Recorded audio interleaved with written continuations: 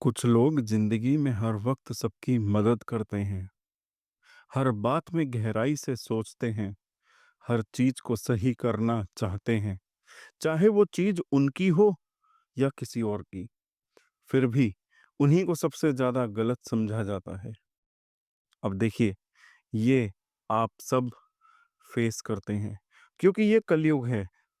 लेकिन शास्त्रों की दृष्टि से अगर देखा जाए तो कुछ राशियां होती हैं जिनकी आत्मा में ही सेवा, विवेचना और कर्म का मेल जन्म से ही होता है। और उन्हीं राशियों में एक राशि है जो दूसरों के लिए सबसे ज्यादा करते हैं, पर खुद सबसे ज्यादा थकती भी है। वो राशि है कन्या राशि। चलिए, आज मैं आपको एक ऐसी बात बताने वाला हूं जो शायद ही कभी आपने सुनी होगी। हमेशा आपने कन्या राशि को देखा होगा हेल्थ, क्लीनलीनेस, परफेक्शन या एनालिसिस से जुड़ा या फिर जोड़ा गया है। लेकिन आज मैं कन्या राशि को एक बिल्कुल अलग नजरिए से आपको समझाऊंगा, आत्मा के सफर के तौर पर। लेकिन उससे पहले मैं आपको एक बात क्लियर कर दूं। अक्सर लोग सोचते हैं कि राशियां सिर्फ हमारी आदतें, करियर, शादी या पैसा दिखाती हैं। लेकिन जो असली बात है, जो काफी एस्ट्रोलॉजर्स बताते ही नहीं है किसी को, या किसी को समझाते ही नहीं है, या फिर ये कहें कि they are not capable to explain these things, कि कन्या राशि जब आपके जन्म कुंडली में किसी भी भाव में बैठी होती है तो वो सिर्फ फल नहीं देती, वो आपके जीवन के सफर का संकेत देती है। कई बार ये राशि ये भी दिखा देती है कि ये जन्म आपकी आत्मा का अंतिम पड़ाव है या नहीं। कुछ भाव ऐसे होते हैं जहां कन्या राशि बैठ जाए तो वो आपको इतनी बड़ी सीख दे जाती है कि आत्मा दोबारा जन्म लेने की जरूरत ही महसूस नहीं करती। और कुछ भाव तो ऐसे होते हैं जहां कन्या राशि बैठती है तो वहां पर एक अधूरी तैयारी, एक अधूरी सेवा और एक बिना सुलझे कर्मों के साथ फिर से लौटना पड़ता है। आज मैं आपको हर भाव में एक बहुत ही सीधी और मन से जुड़ी हुई बात समझाने वाला हूँ। आपकी कुंडली में कन्या राशि जहां भी है, वो बताती है कि आप किस चीज को सुधारने, संभालने और सेवा करने आए हैं। और ये भी बताएगी कि आपकी आत्मा का कौन सा हिस्सा अभी भी अधूरा है और कौन सा पूरा होकर तैयार है इस अंतिम जन्म के लिए। तो चलिए शुरू करते हैं आज का वीडियो। देखिए, सबसे पहले भाव में कन्या राशि की प्लेसमेंट, यानी कि आपके लगन में कन्या राशि 6 नंबर लिखा है, तो ये जन्म कोई साधारण जन्म नहीं है। ये जन्म आत्मा के एक नए मोड़ पर आने का संकेत है। आप अपनी लाइफ में बहुत सारी चीजों को बहुत बारीकी से देखते हैं, हर बात में परफेक्शन चाहते हैं। कहीं ना कहीं अंदर से लगता है कुछ अधूरा सा है। अब यही बात हमें शास्त्रों की उस गहराई से या फिर उस गहराई तक लेकर जाएगी जहां सवाल उठता है, क्या यह जन्म मेरा अंतिम है? क्या मैं इस जीवन में अपने सारे कर्मों का समाधान कर पाऊंगा? अगर आप इस जीवन में हर बात को लेकर ओवर थिंक करते हैं, हर समय खुद को प्रूव करने की कोशिश में लगे रहते हैं और बार बार आइडेंटिटी क्राइसिस से गुजरते हैं, तो यह साफ संकेत है कि आत्मा अभी जागृत ही नहीं है और यह जन्म भी अंतिम नहीं बना। लेकिन अगर आपने इस जीवन में अपने शरीर, अपने व्यवहार और आत्मा के बीच एक हार्मोनी बना ली, तो ये जन्म आपका अंतिम जन्म भी बन सकता है। अब आइए बात करते हैं पहले भाव के स्वामी की। पहला भाव है लगन और कन्या राशि का स्वामी है बुध। लेकिन ये भाव जिस पद्धति में मंगल से जुड़ता है, वहां से मंगल और कन्या की केमिस्ट्री समझनी बहुत जरूरी है। मंगल है गर्म, तेज और जुनूनी ग्रह। वहीं कन्या राशि बहुत ठंडी, विश्लेषण करने वाली, सोच समझकर चलने वाली राशि होती है।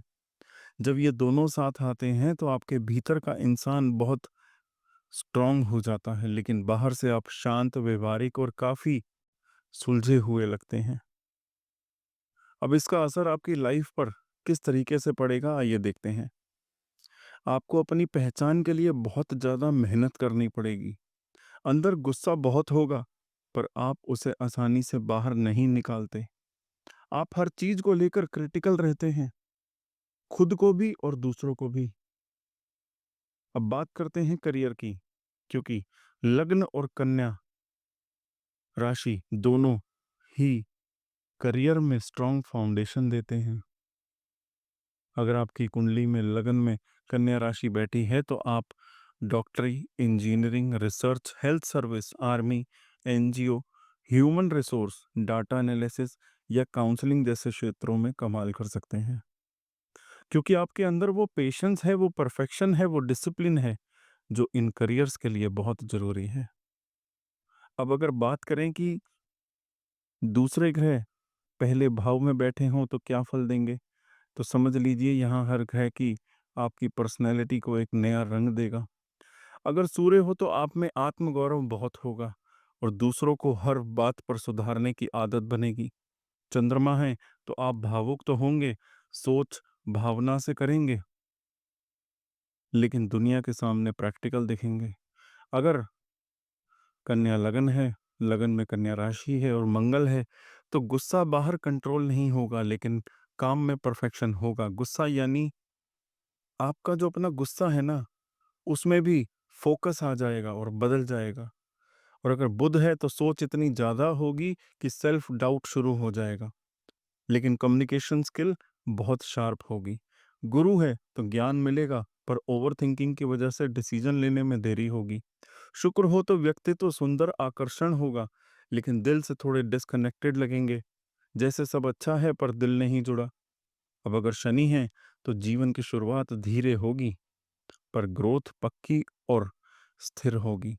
अगर राहु है तो आप बार बार अपनी पहचान बदलने की कोशिश करेंगे, यानी कंफ्यूजन रहेगी कि मैं कौन हूं।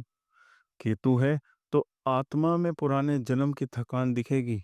ऐसा व्यक्ति बहुत गहरा और अंदर से थका हुआ महसूस करता है। अब सबसे गहरा सवाल, क्या ये जन्म अंतिम हो सकता है? जी हाँ, हो सकता है, लेकिन सिर्फ तभी जब आप अपने शरीर, व्यवहार और आत्मा के बीच संतुलन बना लें। मतलब अगर आपने ये जीवन सेवा, सुधार और आत्म विकास के रास्ते पर लगा दिया, तो फिर आत्मा को अगले जन्म की जरूरत ही नहीं पड़ेगी, क्योंकि फिर आत्मा ने अपना काम तो पूरा कर ही लिया। अब कुछ प्रिकॉशंस हैं जो आपको जरूर अपनाने चाहिए ताकि आप इस जन्म को सफल और शायद अंतिम बना पाए। सबसे पहली बात, आपको आलस से छोड़ना है, क्योंकि आप जितना ज़्यादा एक्टिव रहेंगे उतना ही क्लियर रहेंगे, आपका माइंड भी और आप भी। ओवर थिंकिंग से बचिए, हर बात को लेकर ज़रूरत से ज़्यादा मत सोचिए, नहीं तो आत्मविश्वास आपका कमज़ोर हो जाएगा। हर किसी में कमी निकालने की आदत से थोड़ा बच जाइए, इससे रिश्तों में तो दूरी आती ही है, जो आपकी अपनी एनर्जी है ना, वो भी खराब होती है।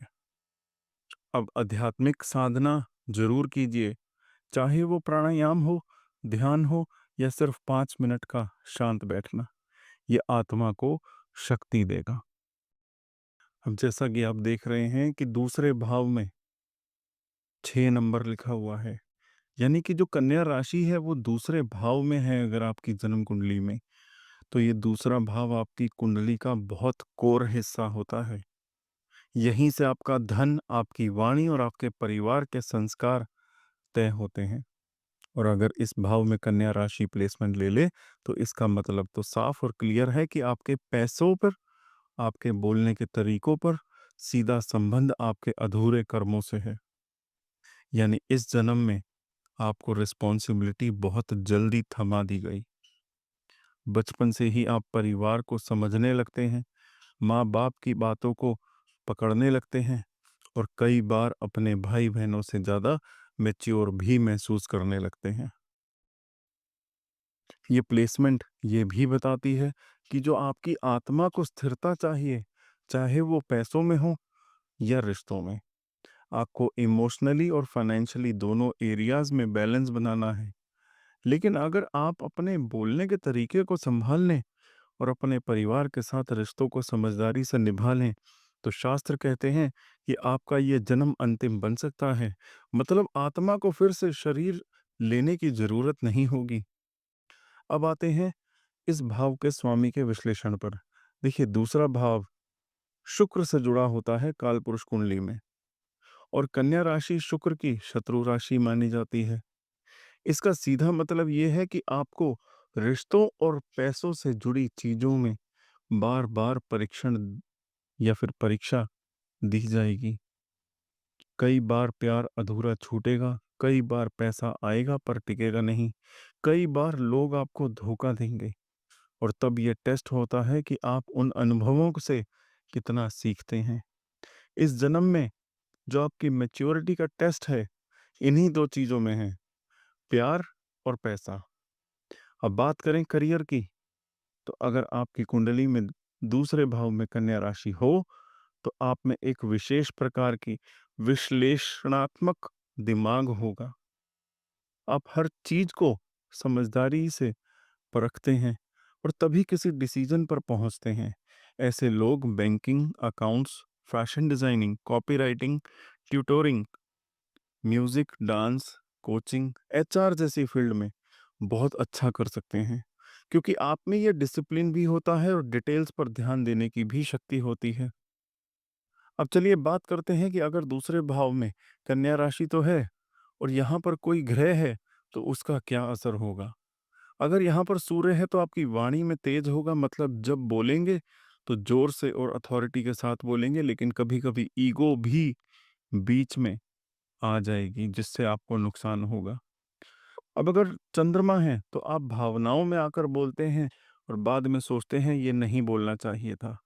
मंगल हो तो वाणी तीखी होती है, लेकिन पैसा कमाने की मेहनत में कोई कमी नहीं रहती। बुध हो तो बहुत सोच समझ कर बोलते हैं और आपकी कम्युनिकेशन स्किल तो काफी एनालिटिकल होती है। गुरु हो तो पैसा और ज्ञान दोनों साथ में मिलेगा, यानी आप धन भी कमाते हैं और लोगों को सिखाने की ताकत भी रखते हैं। शुक्र हो तो आवाज में मधुरता होगी, कला के क्षेत्र में पैसा कमाने की क्षमता होती है। शनि हो तो पैसा देर से आएगा, लेकिन जब आएगा तो स्थायी होगा। राहु हो तो वाणी में छल तो होगा, अचानक पैसा आएगा चला भी जाएगा, इसीलिए स्टेबिलिटी नहीं रहेगी। केतु है तो व्यक्ति अपने परिवार से इमोशनली डिस्कनेक्ट हो जाता है। पैसा कम होगा या अगर होगा भी तो मेंटल सेटिस्फैक्शन नहीं होगा। अब देखिए, अगर आप पैसे और रिश्तों को एक साधना की तरह समझ लें, यानी उनका इस्तेमाल दूसरों की भलाई और आत्म विकास के लिए करें, तो फिर आत्मा को अगले जन्म की जरूरत ही नहीं पड़ेगी। मतलब फिर आप जीवन मुक्ति की ओर बढ़ते हैं। अब आते हैं कुछ बहुत जरूरी प्रिकॉशंस पर जिन्हें आपको रोजमर्रा की जिंदगी में ध्यान रखना है। खाने पीने की आदतों को सुधारिए, क्योंकि दूसरे भाव में खाना से भी जुड़ा हुआ होता है।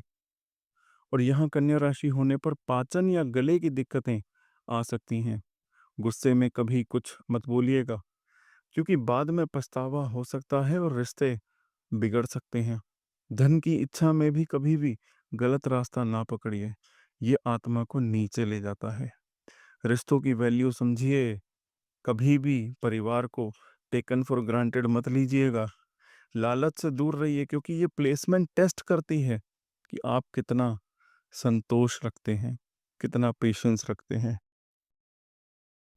आपकी कुंडली के तीसरे भाव में कन्या राशि हो, यानी कि वहां पर 6 नंबर लिखा हो, तो इसका क्या गहरा मतलब निकलता है और आपकी आत्मा इस जन्म में किस खास मकसद से आई है, आइए जानते हैं।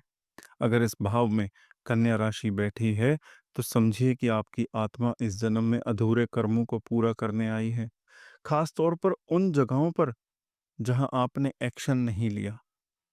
इस बार ब्रह्मांड ने आपको दोबारा वो करने की शक्ति दी है, लेकिन उसके साथ एक रुकावट भी है।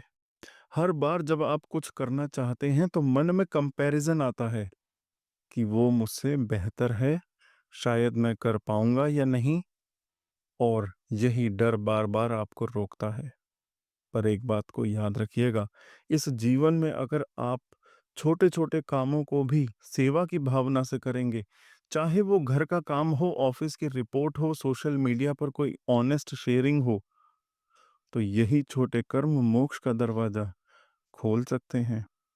क्योंकि तीसरा भाव कहता है कर्म कर, फल की चिंता मत कर। और जब कन्या जैसी राशि, सेवा भाव वाली राशि इसमें बैठी हो, तो कर्म खुद ही पूजा बन जाता है।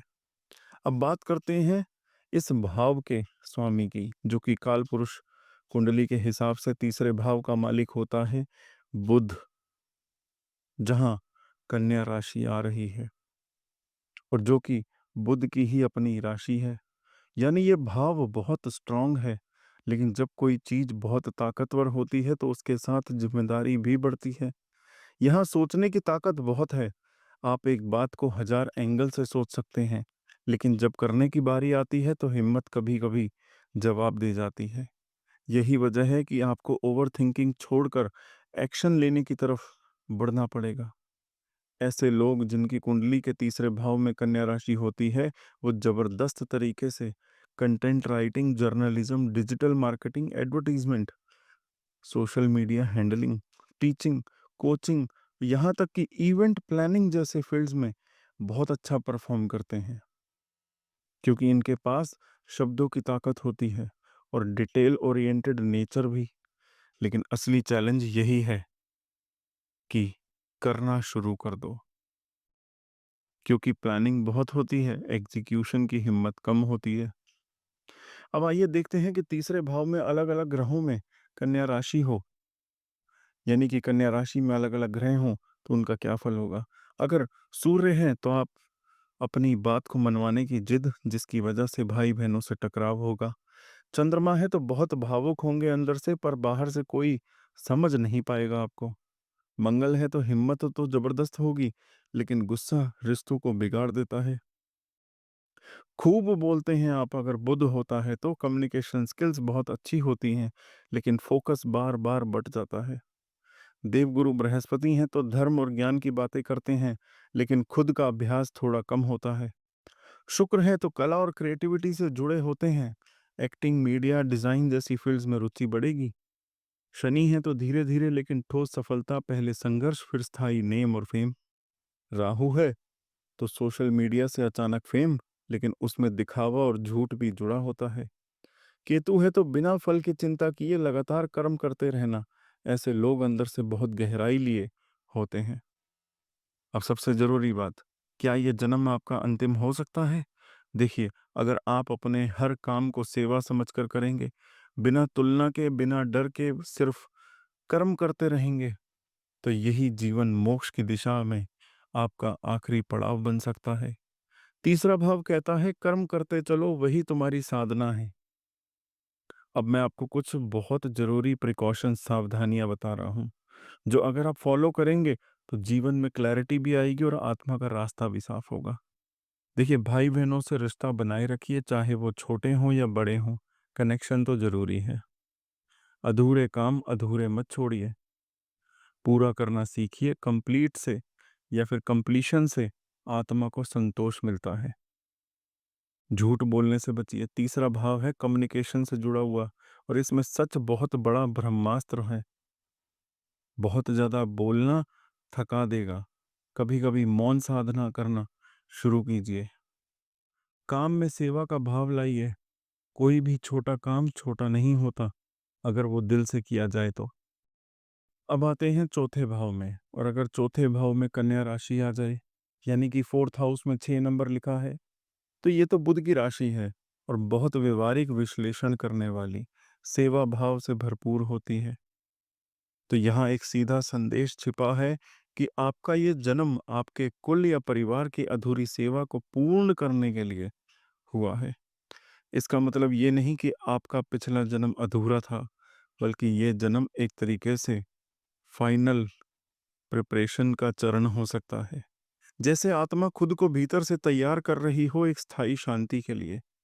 और जब फोर्थ हाउस में कन्या राशि हो तो व्यक्ति का स्वभाव अंदर से बहुत ही सेवा प्रधान होता है। ऐसा व्यक्ति नेचुरली दूसरों की मदद करने वाला, इसके लिए बेस्ट सूटेड करियर्स होते हैं काउंसलिंग के, टीचिंग के, नर्सिंग के, social work, emotional healing, Ayurveda, vastu या रियल एस्टेट जैसे घर से जुड़े प्रोफेशन। ऐसे लोग किसी बड़ी हाई राइज कंपनी में जाकर चमकने की बजाय घर से ही काम करके दुनिया में योगदान देना पसंद करते हैं। शुरू में करियर में उतार चढ़ाव रह सकता है, लेकिन जैसे जैसे आपका अनुभव बढ़ेगा, आपका काम स्थिर होता चला जाएगा। Work from home, remote counselling, online guidance, consultation based service, ये इनके लिए बहुत नेचुरल जोन्स हैं। अब आते हैं शास्त्रों की दृष्टि से विश्लेषण का। देखिए, बृहद पराशर होरा शास्त्र कहता है कि चौथे भाव में चंद्रमा का मूल प्रभाव होता है, क्योंकि ये भाव मन से जुड़ा होता है।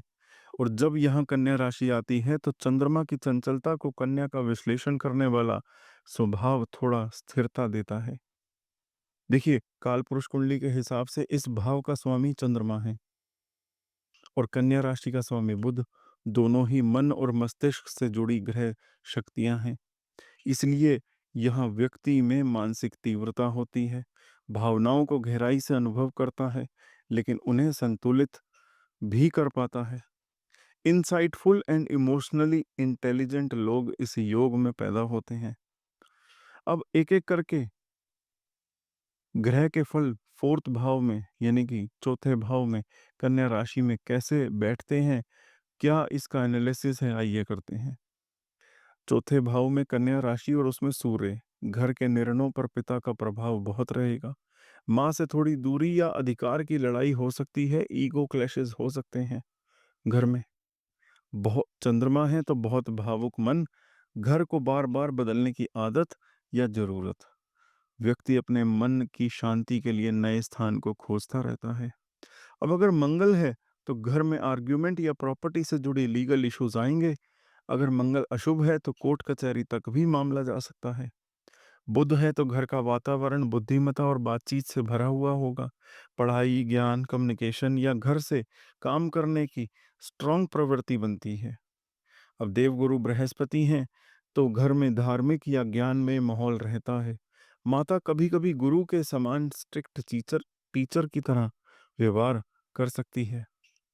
शुक्र सुंदरता, सजावट, सुख सुविधाओं से जुड़ा घर है। सजावट का बहुत शौक होता है। एस्थेटिक्स में डीपली रूटेड कंफर्ट होता है। शनि की बात करें तो घर से दूरी, माँ से जुड़े कष्ट या परिवार की बड़ी जिम्मेदारियां। पुराने घर या एंसेस्ट्रल प्रॉपर्टी में रहना पसंद कर सकते हैं। राहु है तो घर चाहे भारत भारत में हो या विदेश में, व्यक्ति को हमेशा एक डिस्कनेक्ट महसूस होगा। लगता है जैसे मैं बिलोंग नहीं करता यहाँ से। अब केतु है अगर, तो घर से डिटैच्ड महसूस करना, बार बार मूव करना या घर से कोई इमोशनल अटैचमेंट ना होना व्यक्ति को घर से बहुत जल्दी बोरियत आ जाती है। अब बात करते हैं उच्च और नीच के ग्रहों के फल की। जब चंद्रमा उच्च का हो यानी कि वृषभ में हो तो माँ की अपार स्नेह, घर का सुख और इमोशनल फुलफिलमेंट प्राप्त तो होगा। लेकिन अगर चंद्रमा नीच का हो यानी वृश्चिक में हो, पाप ग्रहों से पीड़ित हो, तो मानसिक अस्थिरता, माता से भावनात्मक दूरी और घर में शांति बनी रहेगी। इसलिए कुछ सावधानियां हैं।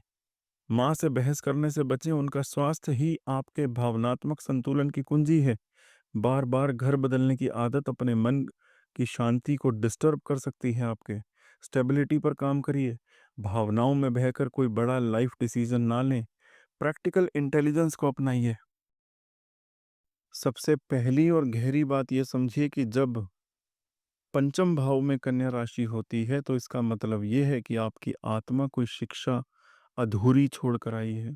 कोई क्रिएटिविटी या कोई समझ जिसे आप इस जन्म में पूरा करने आए हैं। यह संकेत है कि ये आपका अंतिम जन्म नहीं है। लेकिन यह भी साफ है कि आपकी आत्मा ज्ञान के शिखर की ओर बढ़ना चाहती है। यानी अब खेल खत्म नहीं हुआ, लेकिन अब आत्मा एक्टिवेट है, सजग है और उसे अपना इनकम्प्लीट ज्ञान कंप्लीट करना है। ये भाव इस बात का भी सूचक है कि आप अपने पास्ट कर्म के इफेक्ट्स में हैं और वही एजुकेशन या विज़डम इस जीवन में फिर से दोहराई जा रही है।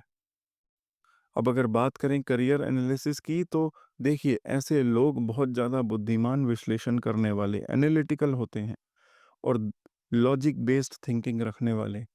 यानी आपके दिमाग में भावनाओं से ज़्यादा गणनाएँ चलती हैं, आपकी समझ प्रैक्टिकल होती है। आपके लिए जो करियर सबसे ज़्यादा बेहतर है वो है content writing, mathematics, stock market, child psychology, classical music या कोई टेक्निकल आर्ट वाला फील्ड। हाँ, आपकी शिक्षा में कभी-कभी बाधाएँ आ सकती हैं, बीच में रुक सकती है, लेकिन आप उसे फिर पकड़ते हैं, ओवरकम करते हैं और उस पर मेहनत करते हैं। ये आपकी सबसे बड़ी ताकत है। अब देखिए इस भाव के स्वामी होते हैं सूर्य, कालपुरुष कुंडली के हिसाब से। इसका कारक ग्रह होता है गुरु। अब जब कन्या राशि यहाँ बैठे तो आप समझ लीजिए कि बुद्धि अब व्यावहारिकता से जुड़ चुकी है। मतलब आप हर चीज को प्रैक्टिकली, लॉजिकली और एनालिसिस के थ्रू समझते हैं। आपकी लर्निंग थ्योरेटिकल नहीं, आपको हर चीज का काम में आना जरूरी लगता है। यानी सिर्फ ज्ञान नहीं, एक्सपेरिमेंटल ज्ञान। अब थोड़ा गहराई से समझते हैं। जब पांचवें भाव में कन्या राशि हो, तब अलग अलग ग्रहों का क्या फल होगा, ध्यान से सुनिए। सूर्य अगर है तो संतान पर हावी होने की टेंडेंसी देगा। कभी कभी ईगो क्लैशेस या पॉलिटिक्स में रुचि भी पैदा कर देगा। चंद्रमा है तो बहुत ही भावुक संतान, इमेजिनेशन से भरा हुआ दिमाग और कला, कविता और क्रिएटिविटी में रुचि। मंगल है तो अग्रेसिव इंटेलिजेंस देता है, पढ़ाई में भी जैसे एक लड़ाई का जोश रहता है, स्पोर्ट्स से जुड़ाव अच्छा होता है। बुध है तो यहाँ तो कन्या राशि का स्वामी खुद बुध ही है, तो बहुत तेज दिमाग, लॉजिकल थॉट प्रोसेस और पढ़ाई में जेन्युइन इंटरेस्ट। बच्चे भी बातूनी और इंटेलिजेंट होंगे। गुरु की बात करें तो धार्मिकता और ज्ञान की गहराई देते हैं ये। एजुकेशन में विस्तार होता है। संतान जो है आपकी स्कॉलरशिप मिल सकती है। शुक्र है तो रोमांटिक नेचर होगी, प्रेम संबंधों की अधिकता होगी, कला संगीत में शानदार रुचि, बहुत ही आर्टिस्टिकली इंक्लाइंड पर्सनैलिटी होगी। शनि है तो संतान में डिले हो सकता है या संतान की जिम्मेदारी भारी पड़ सकती है। पढ़ाई धीरे होती है लेकिन स्थिर रहती है। राहु, प्रेम संबंध अनकन्वेंशनल होते हैं या अनएक्सपेक्टेड प्रेगनेंसी जैसी स्थितियां बनती हैं। संतान से भ्रम या इल्यूजन भी रह सकता है। केतु अगर है तो संतान में इंटरेस्ट की कमी हो सकती है। पास्ट लाइफ के संतान संबंधी योग दिखाई देते हैं या संतान से दूरी महसूस होती है। अब कुछ ऐसी जानकारी सावधानियों के साथ जिन्हें आप फॉलो करें तो बहुत लाभ मिलेगा। देखिए पिता का आदर जरूर करें और उनके हेल्थ को लेकर कभी लापरवाह मत बनिए। दिखावा, ईगो या अननेसेसरी घमंड से दूर रहिए। ये आपका मूल स्वभाव नहीं है। और सबसे जरूरी बात, अपने मन की चंचलता पर नियंत्रण रखिए, क्योंकि आप जितना फोकस्ड रहेंगे उतना आपकी विद्या, आपकी संतान, आपके कर्म आपको वरदान देंगे। अगर आपकी कुंडली के छठे भाव में कन्या राशि हो, यानी उस घर के ऊपर साफ साफ 6 नंबर लिखा है, तो समझ लीजिए कि ये प्लेसमेंट बहुत कुछ कहेगी। ये बताती है कि इस जन्म में आत्मा कुछ बड़े कार्मिक कर्ज लेकर आई है। चाहे वो रोग हो, कर्ज हो या शत्रुता से जुड़ी कोई पुरानी कहानी। लेकिन जो सबसे अच्छी बात है वो ये कि इस जन्म में संघर्ष जरूर है, पर एट द एंड जीत भी आपकी तय है। जीवन को एक तपस्या समझिए और उस तपस्या के बाद जो फल मिलने वाला है वो बहुत गहरा और परमानेंट होगा। अब ये जो छठा भाव है ये एक तरीके से एग्जाम का हॉल है आपकी सोल के लिए। यहाँ कन्या राशि का आना मतलब बुद्धि, लॉजिक और विश्लेषण की शक्ति आपके पास तो है, जिससे आप बड़ी से बड़ी दिक्कत को भी धीरे धीरे सुलझा सकते हैं। चाहे ऑफिस की पॉलिटिक्स हो या शरीर की रेकरिंग बीमारियां, आपको न सिर्फ सहना है बल्कि समय के साथ मास्टर भी बनना है इन चीजों का।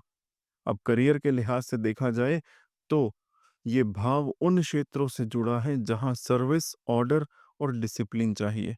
यानी कि डॉक्टर, हेल्थ सेक्टर, पुलिस, सेना, लीगल एडमिनिस्ट्रेशन या फिर इवन वो लोग जो किसी कंपनी या सरकारी विभाग में दिन रात अनुशासन और इंटेलिजेंस से काम करते हैं।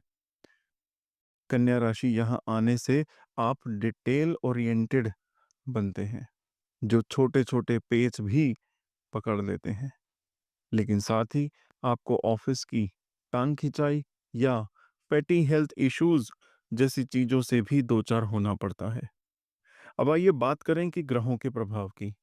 अब अगर इस भाव में सूर्य है तो सरकारी कार्यों में जबरदस्त सफलता मिलेगी।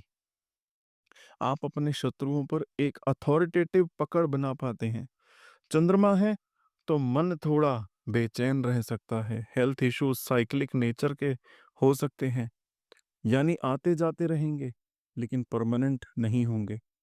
मंगल आए तो लड़ाई झगड़े या कोर्ट केस तक की स्थितियां बन सकती हैं। चोट चपेट के भी योग रहते हैं, पर साहस की भी कमी नहीं होती। बुध स्वयं यहाँ हो तो सूझबूझ और लॉजिक से आपको जॉब में अच्छा परफॉर्म कर सकते हैं। शत्रुओं को भी खेल खेल में हरा सकते हैं। गुरु आ जाए तो आपके दुश्मन सीधे साधे नहीं होने वाले, वो रिलीजियस, फिलोसफिकल या लीगल बैकग्राउंड से होंगे और आप भी एक लीगल या धार्मिक एडवाइजर जैसा रोल निभा सकते हैं। शुक्र होगा तो सुंदर या आकर्षक दुश्मनों से ईर्ष्या का सामना करना पड़ सकता है, लेकिन साथ ही बीमारियों से भी जल्दी रिकवरी की क्षमता नहीं है। शनि के साथ लंबे समय तक चलने वाली शत्रुता और रोग हो सकते हैं। धीरे धीरे आप हर चीज पर काबू पा लेते हैं। राहु अगर बैठा हो तो धोखा देने वाले छुपे शत्रु, यानी ऐसे लोग जो ऊपर से आपके साथ लेकिन अंदर से कुछ और हेल्थ में भी ऐसे रोग जो पकड़ में ना आए। केतु यहाँ पर बैठेगा तो मिस्टीरियस प्रॉब्लम आएगी, कभी हेल्थ में तो कभी झटके में इश्यूज, कभी अचानक से कोई हिडन एनिमी। पर इन सब को, या फिर ये कहूं कि इन सब से आपको कुछ बड़ा सीखने को मिलेगा। अब अगर बुध उच्च का हो यानी कन्या में ही बैठा हो तो ये एकदम गोल्ड प्लेसमेंट बन जाती है। आप इंटेलिजेंट, सिस्टमेटिक और डीपली एनालिटिकल होते हैं। छोटी से छोटी गड़बड़ पकड़ लेते हैं तो उसे सुधार भी लेते हैं। लेकिन अगर बुध नीच का हो यानी कि मीन में चला जाए या राहु शनि से पीड़ित हो जाए तो फिर कंफ्यूजन, गलत निर्णय, एंजाइटी या पेट से जुड़ी समस्या जैसे अपच, आईबीएस वगैरह की परेशानी हो सकती है। अब ध्यान देने वाली बातें क्या हैं कि इस स्थिति में खान पान बहुत रेगुलर होना चाहिए। आप जो खाते हैं वो ही सीधा आपके शरीर और मन पर असर डालेगा। आपके पेट, स्किन और नर्व्स ये आपके वीक पॉइंट हैं, इन्हें लाइटली ना लें। और सबसे इम्पोर्टेंट, ऑफिस या कार्यस्थल पर अननेसेसरी टकराव से बचिए। हर लड़ाई में कूदना जरूरी नहीं होता, कुछ चीजें आपकी साइलेंस से भी आप जीत सकते हैं। अब अगर आपके सातवें भाव में कन्या राशि है तो ये कोई मामूली बात नहीं है। इसका मतलब ये है कि आपके जीवन में रिश्ते सिर्फ इमोशन नहीं, एक सीख है। इस जन्म में आपको पार्टनरशिप, मैरिज और अंडरस्टैंडिंग जैसे सब्जेक्ट्स में एक आखिरी परीक्षा देनी है और इस परीक्षा का रिजल्ट ये तय करेगा कि आपको अगला जन्म लेना पड़ेगा या नहीं। अगर आपने ये सीख लिया कि सेक्रीफाइस, बैलेंस और कम्युनिकेशन क्या होता है तो नेक्स्ट जन्म कैंसिल हो सकता है। लेकिन अगर नहीं सीखा तो वही सिचुएशन, वही रिश्ते अगली बार और कठिन रूप में आपके सामने आएंगे। करियर के मामले में आप लोगों के साथ मिलकर काम करने वाले इंसान बन सकते हैं। आपके अंदर ऐसी नेचर है कि आप पार्टनरशिप में अच्छा परफॉर्म करते हैं, चाहे वो बिजनेस हो, क्लाइंट हैंडलिंग हो या लीगल एंड काउंसलिंग फील्ड हो। Marriage counselling, law, hospitality, business industry, ये सब आपके लिए सूटेबल सेक्टर्स हैं। लेकिन अगर शुक्र या बुध कमजोर हो तो पार्टनरशिप में धोखा, बार बार टूटती साझेदारी या लोगों से फायदा उठा लिया जाना भी देखने को मिल सकता है। इसीलिए करियर चुनते समय पार्टनरशिप और क्लैरिटी का ध्यान जरूर रखें। अब बात करें भाव स्वामी और कारक ग्रहों की। तो इस सातवें भाव का स्वामी है शुक्र, कालपुरुष कुंडली के हिसाब से, और इसके कारक भी हैं शुक्र और बुध। यानी कि रिलेशनशिप में ब्यूटी और कम्युनिकेशन दोनों चाहिए। अगर शुक्र और बुध शुभ हैं तो आपका जीवन साथी आर्टिस्टिक, केयरिंग और समझदार होगा। लेकिन अगर यही ग्रह राहु केतु से पीड़ित हो गए तो कंफ्यूजन, बिट्रेयल और इमोशनल डिस्टेंस भी हो सकता है। अब ध्यान से सुनिएगा, अगर अलग-अलग ग्रह सप्तम भाव में हों और कन्या राशि में बैठे हों तो इसका क्या फल होगा? अगर सूर्य बैठा है तो जीवन साथी में ईगो और अथॉरिटी की भावना रहेगी, शादी में डिले या टेंशन पॉसिबल है। चंद्रमा है तो लाइफ पार्टनर इमोशनल और सेंसिटिव होगा, मूड स्विंग्स होंगे, लेकिन इमोशनल अटैचमेंट बहुत स्ट्रांग होगा। मंगल है तो मंगल दोष के योग बनते हैं, पार्टनर पैशनेट होगा, लेकिन आर्ग्यूमेंट और लड़ाइयाँ ज़्यादा हो सकती हैं। बुध हो तो स्पाउस बहुत इंटेलेक्चुअल और समझदार होगा, रिश्ते की जान कम्युनिकेशन होगी, जितना खुलकर बात करेंगे रिश्ता उतना मजबूत बनेगा। गुरु है तो लाइफ पार्टनर रिलीजियस, एथिकल और आइडियलिस्टिक नेचर का होगा, शादी ज्यादातर स्टेबल और लॉन्ग लास्टिंग रहेगी। और एक बात और, हो सकता है कि लव मैरिज हो और इंटरकास्ट मैरिज भी हो। शुक्र है तो प्रेम, रोमांस, सुंदरता और आपसी आकर्षण से भरा हुआ वैवाहिक जीवन मिलेगा, लेकिन लंबा टिके या ना टिके उसकी कोई गारंटी नहीं देगा। शनि अगर है यहाँ पर तो उम्र का अंतर संभव है, शादी में देरी होगी और जिम्मेदारी का बोझ पार्टनर के साथ शेयर करना पड़ेगा। राहु है तो जो भी आपका लाइफ पार्टनर है किसी अलग कास्ट का हो सकता है, कल्चर या फॉरेन कनेक्शन से हो सकता है, लेकिन यहाँ पर सावधानी रखें, मिसअंडरस्टैंडिंग और धोखे के योग रहते हैं। केतु है तो रिश्ता बहुत कार्मिक हो सकता है, पास्ट लाइफ का कनेक्शन हो सकता है, लेकिन इमोशनल डिस्कनेक्शन या लैक ऑफ लॉजिक देखने को मिल सकता है। अब कुछ जरूरी सावधानियां, प्रिकॉशंस जो आपकी शादी और रिश्तों को सफल बना सकती हैं। देखिए, ध्यान से सुनिएगा, नोट भी कर लीजिएगा। विवाह से पहले कुंडली मिलान जरूर करवाएं, वरना बाद में कंपैटिबिलिटी का इशू आ सकता है। अब ये कैसे करवाना है? केवल अष्टकूट गुण मिलान नहीं करवाने, हर चीज देखनी है, ग्रह मैत्री देखनी है, भकुट देखना है, नाड़ी देखनी है, और बहुत सी चीजें होती हैं देखने वाली। रिश्तों में ज्यादा भावुक ना हो, लॉजिक और समझदारी से काम लें, हर बात को दिल पर ना लें, प्रैक्टिकल बने। शुक्र और बुध की शुद्धता को बनाए रखिए। इसका मतलब है कि आपका आचरण, आपकी वाणी और सोच पॉजिटिव और पवित्र होनी चाहिए। अष्टम भाव यानी आठवां घर वैसे भी जीवन के सबसे रहस्यमय भावों में से एक होता है, और अगर इसमें कन्या राशि आ जाए तो आप समझ लीजिए कि ये जो जन्म है आपको सिर्फ जीने नहीं बल्कि जीवन के पीछे के राज समझाने के लिए मिला है। यहाँ से आपका पास्ट लाइफ, आपकी छुपी इच्छाएं, आपकी दुर्घटनाएं और यहाँ तक कि आपकी मृत्यु से जुड़े कार्मिक लर्निंग तक एक्टिवेट हो जाती हैं। इस जन्म में आपके जीवन में इतने उतार चढ़ाव आ सकते हैं कि आपको लगे क्या ये सच में मेरा जीवन है। लेकिन अगर आपने इन उतार चढ़ाव से डरने के बजाय उनसे सीखा तो मेरा विश्वास कीजिएगा कि ये जन्म ही मुक्ति का रास्ता बन सकता है, वरना यही कहानी फिर दोहराई जाएगी, फिर से वही पैटर्न और फिर से वही जन्म। अब बात करते हैं आपके करियर की, क्योंकि ये भाव आपके जीवन के एक बहुत बड़े ट्रांसफॉर्मेशन को लेकर आता है। कभी कभी तो ऐसा लगता है कि जैसे एक ही जिंदगी में दो बार जन्म हुआ। नौकरी से अचानक रिजाइन, किसी एक्सीडेंट से पूरी सोच बदल जाना, या फिर किसी रिलेशनशिप के टूटने से पूरा जीवन बदल जाना, ये सबसे बहुत कॉमन होते हैं। लेकिन ऐसे लोग अगर अपनी एनर्जी को सही दिशा में लगाएं तो ये ओकल्ट, एस्ट्रोलॉजी, तंत्र या फिर फोरेंसिक साइंस रिसर्च और मेडिकल जैसी डीप और इंटेंस फील्ड में कमाल कर सकते हैं, क्योंकि इनका मन चलता नहीं ऊपर ऊपर की चीजों पर, इनका दिमाग गहराई में जाता है, हिडन चीजों को पकड़ता है। अब जरा शास्त्र के हिसाब से देखें तो इस आठवें भाव का स्वामी होता है मंगल, और इसके कारक ग्रह होते हैं शनि, मंगल और चंद्रमा।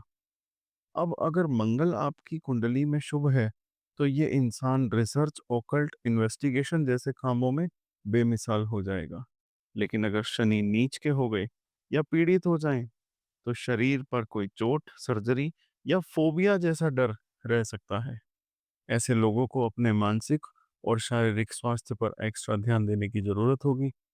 आप एक एक ग्रह के प्रभाव को समझते हैं कि अगर वो कन्या राशि में और 8वें भाव में है तो क्या फल होगा। देखिए, यहाँ पर अगर सूर्य बैठा है तो ये दिखाता है कि आपके पिता से कार्मिक ऋण जुड़ा है। जीवन में अचानक उतार चढ़ाव आ सकते हैं। मानसिक रूप से इंस्टेबिलिटी लाता है ये। गहरी इमोशनल उलझने रह सकती हैं। मंगल की बात करते हैं। एक्सीडेंट, सर्जरी के योग और अंदर ही अंदर दबा हुआ सेक्सुअल एनर्जी का ज्वालामुखी बन सकता है। बुध की बात करें तो ऑकल्ट नॉलेज, रहस्यमय विषयों की तरफ झुकाव और रिसर्च में सफलता देता है। हिडन नॉलेज की बात करें अगर गुरु है तो स्पिरिचुअल अवेकनिंग, और अगर गुरु अनुकूल हो तो मुक्ति का भी रास्ता दिखता है।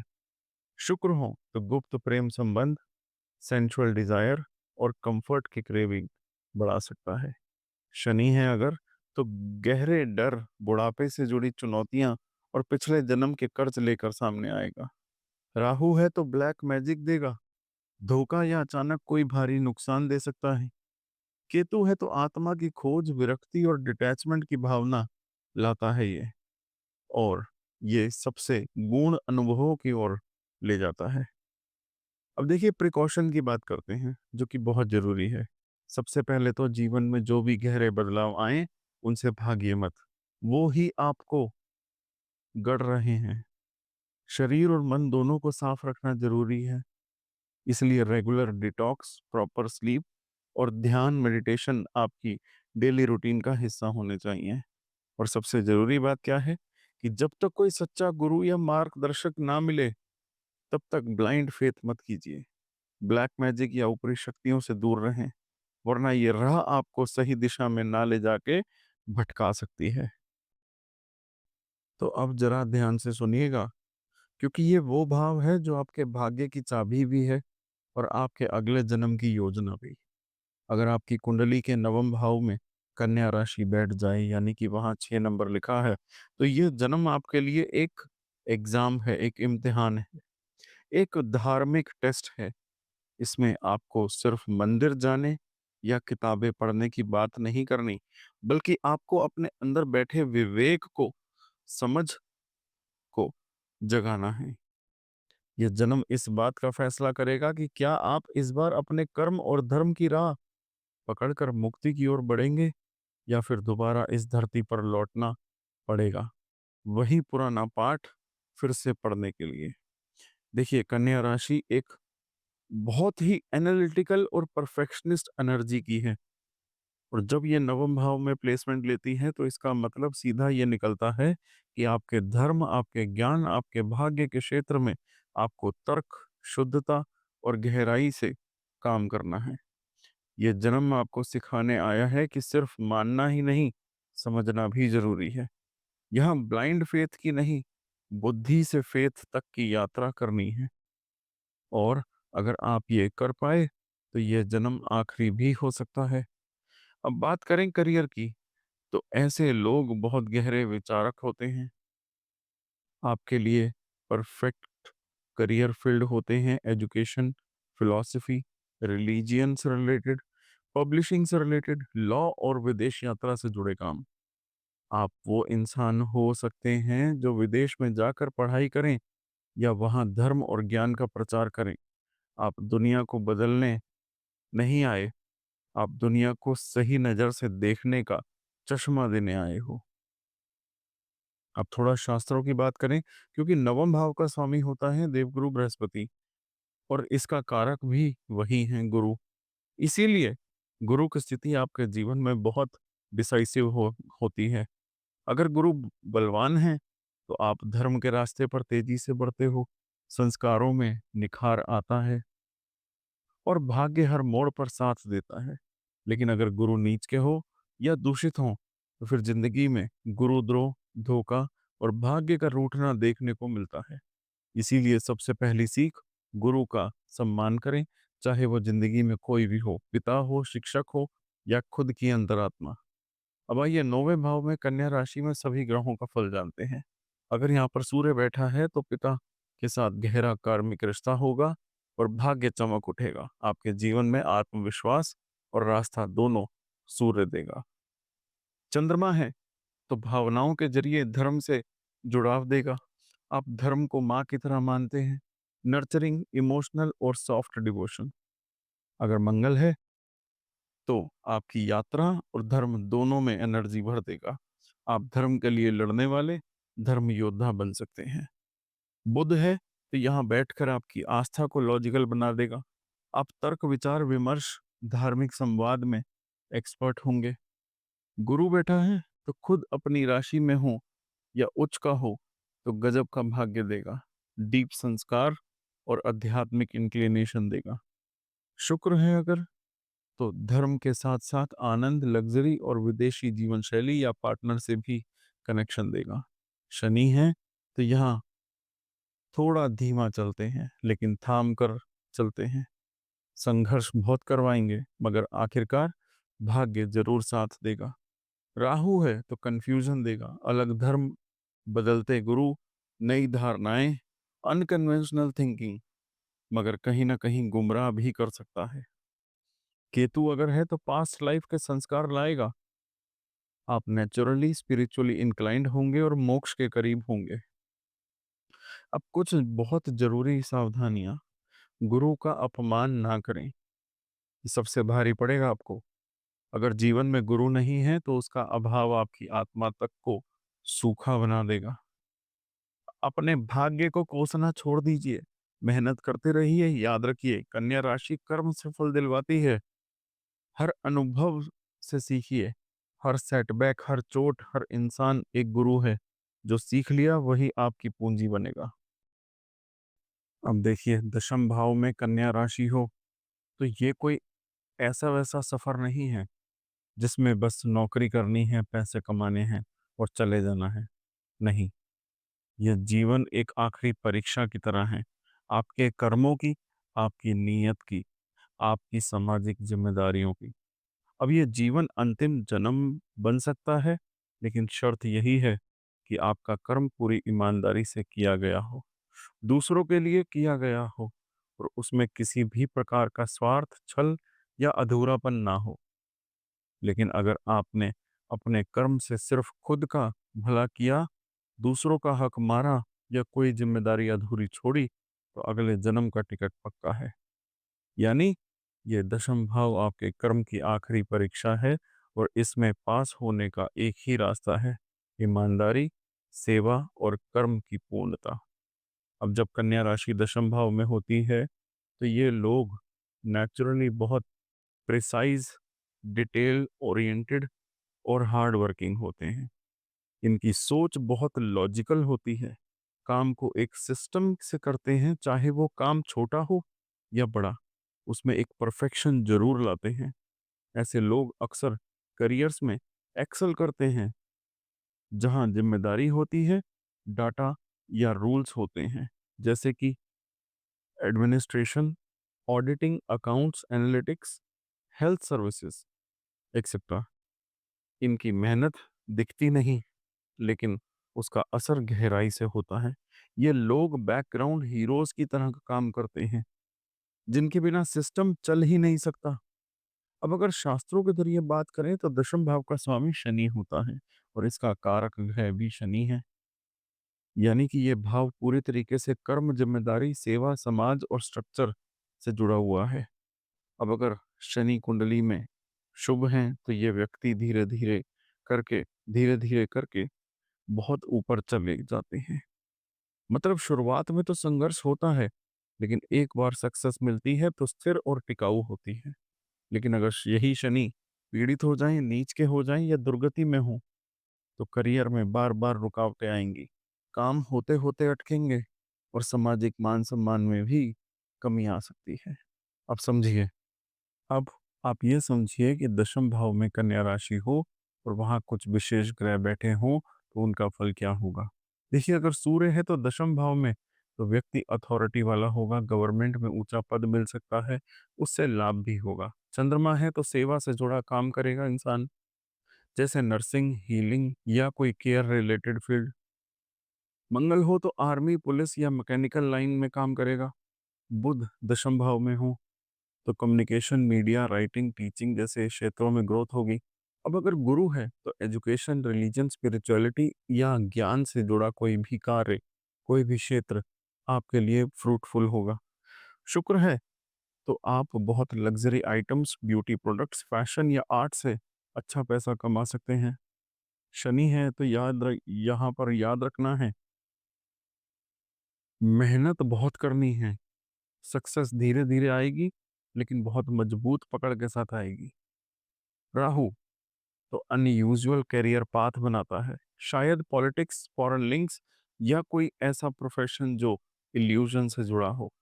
और वहीं अगर केतु दशम भाव में है तो व्यक्ति फ्रीलांस काम करता है, कभी कभी करियर में वैराग्य या उदासीनता भी दिखाई देती है।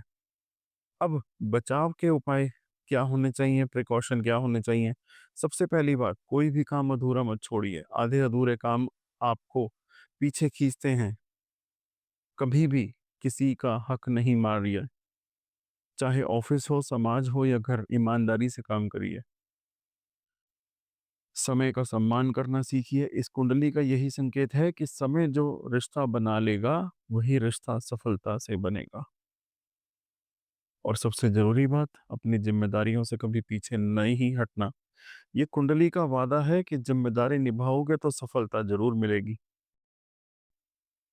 अब एक बहुत गहरा और जरूरी विषय और उससे समझते हैं कि अगर आपकी कुंडली में 11वें भाव में कन्या राशि है तो इसका सीधा मतलब है आप अपनी परख इस जन्म में इस बात पर होगी, आपकी परख, कि आप धन, संसाधन और मित्रता किस तरह से इस्तेमाल करते हैं। क्या आप इन सब चीजों से बस अपने लिए सुख बटोरना चाहते हैं या आपको इनके जरिए किसी और के जीवन में भी उजाला लाना चाहते हैं? यही वे भाव है जहां से देखा जाता है कि आपकी इच्छाएं क्या हैं और क्या आप उन इच्छाओं के बोझ से नीचे दबेंगे या उन्हें पूरी गरिमा और जिम्मेदारी से निभाएंगे।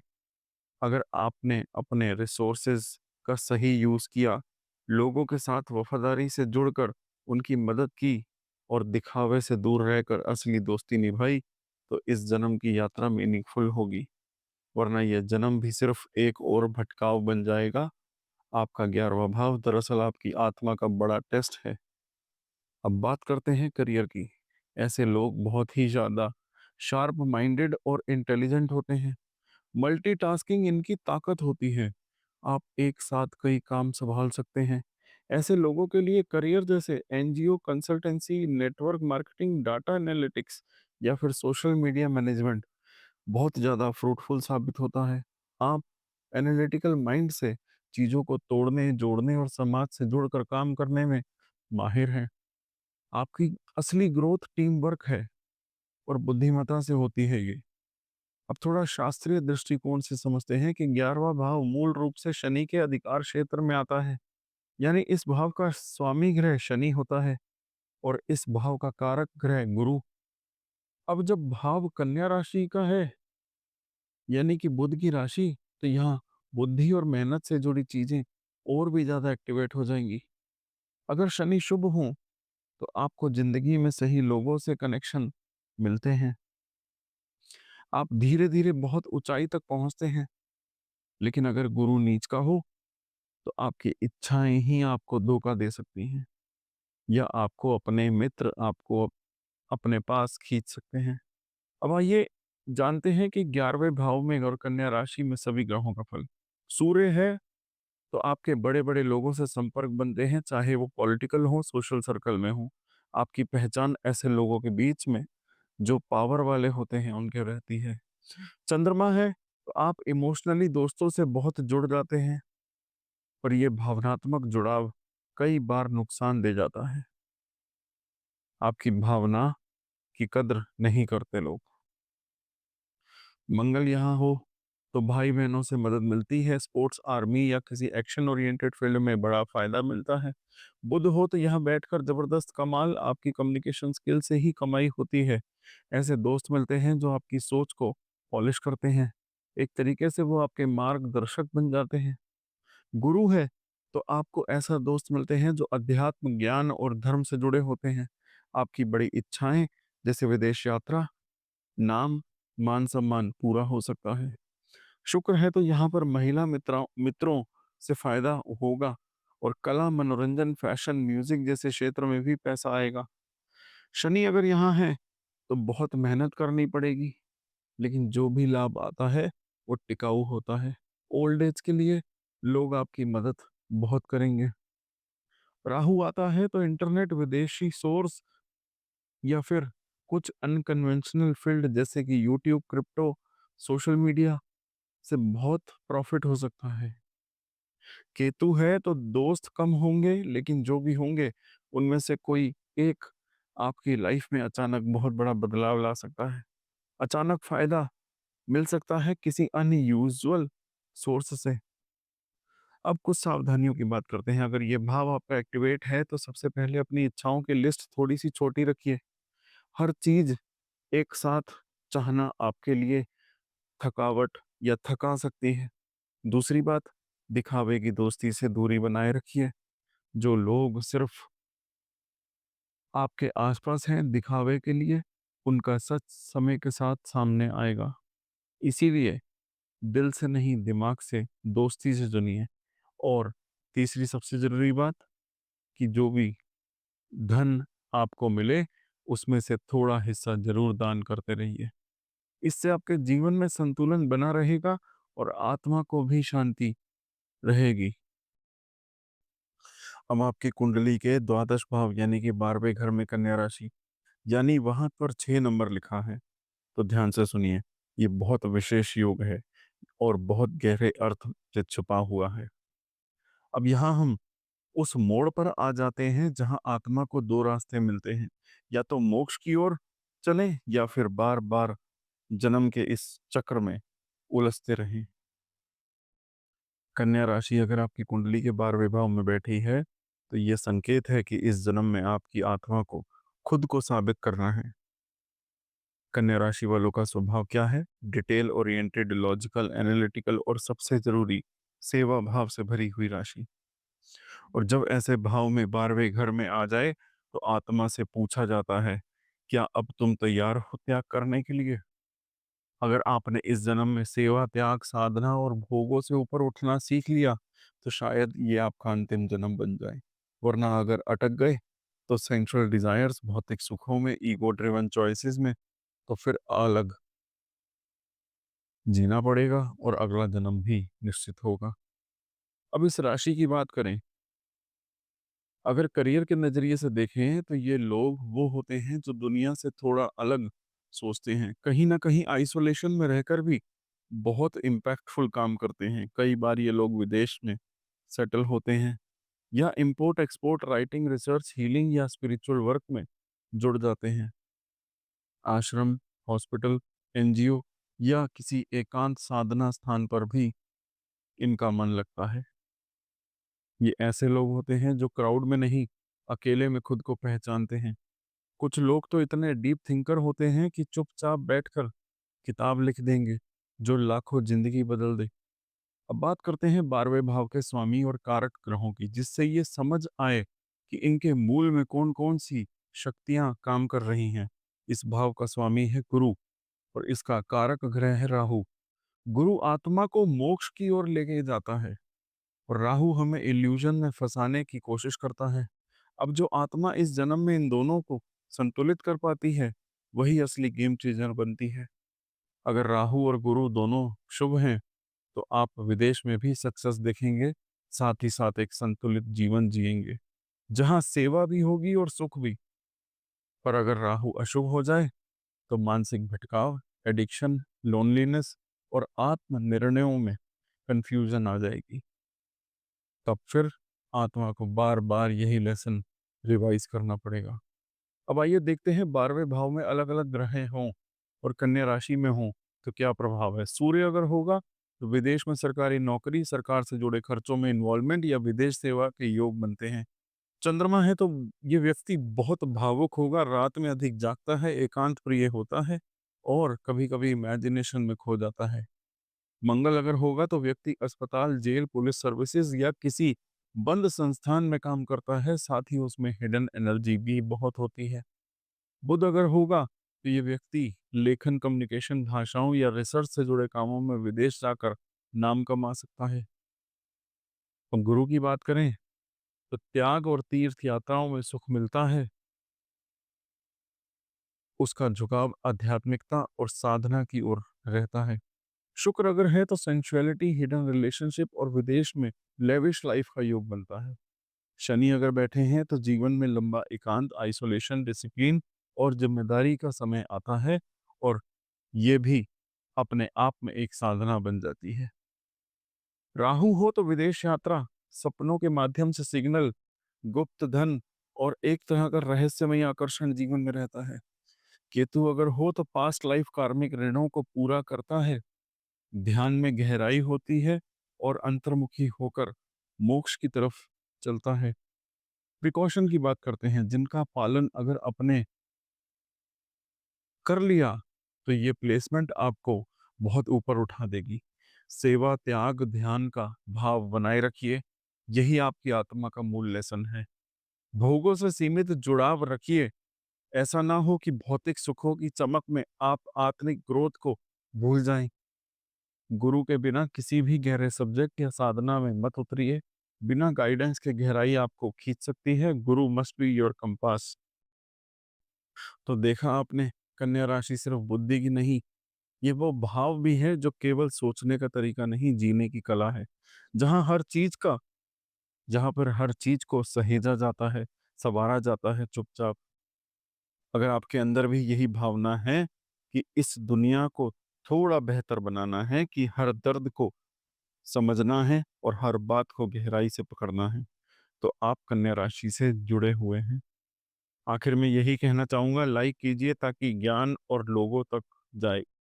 शेयर कीजिए ताकि किसी कन्या आत्मा को अपनी सच्ची पहचान मिले। और सब्सक्राइब जरूर कीजिए, क्योंकि वो ये चैनल है जहां शास्त्र आपको खुद से मिलवाते हैं। अब सभी का जीवन शांत, समृद्ध और सच्चे ज्ञान से भरा रहे, यही कामना है। मिलते रहिए अगली वीडियो में एक नई दृष्टि, एक नई रोशनी के साथ। तब तक अपनी आत्मा को पहचानते रहिए और भृगु ज्ञानवाणी से जुड़े रहिए। हर हर महादेव।